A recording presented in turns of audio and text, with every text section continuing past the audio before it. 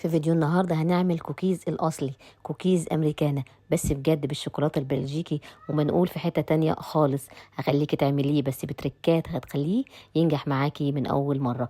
يلا بينا نشوف الفيديو. لو عجبكم الفيديو ما تنسوش تدعموني باللايك والاشتراك. أول حاجة هنا معايا 200 جرام من الزبدة بس تكون سقعانة، ومعايا كمان السكر البني يا جماعة موجود عند أي مستلزمات حلويات. أنا جبت السكر البني أصلا عشان مرضتش إن أنا أحط فيه طبعا معلقة عسل علشان يدي الطعم الصح للكوكيز الأصلي.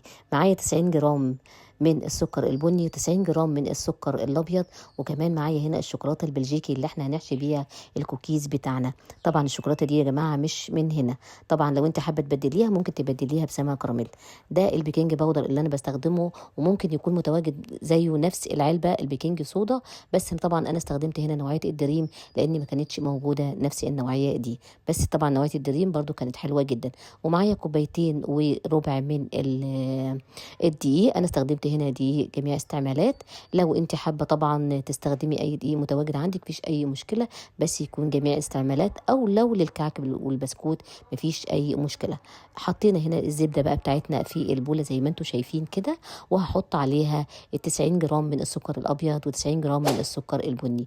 نمشي يا جماعه على الخطوات بالظبط علشان يطلع معاك الكوكيز ناجح لاول مره. حاجه كده قرمشه من بره وجوسي جدا من جوه، وكمان بالنسبة للشوكولاتة منقول في حتة تانية خالص، علشان بصراحة بالشوكولاتة البلجيكي بجد الطعم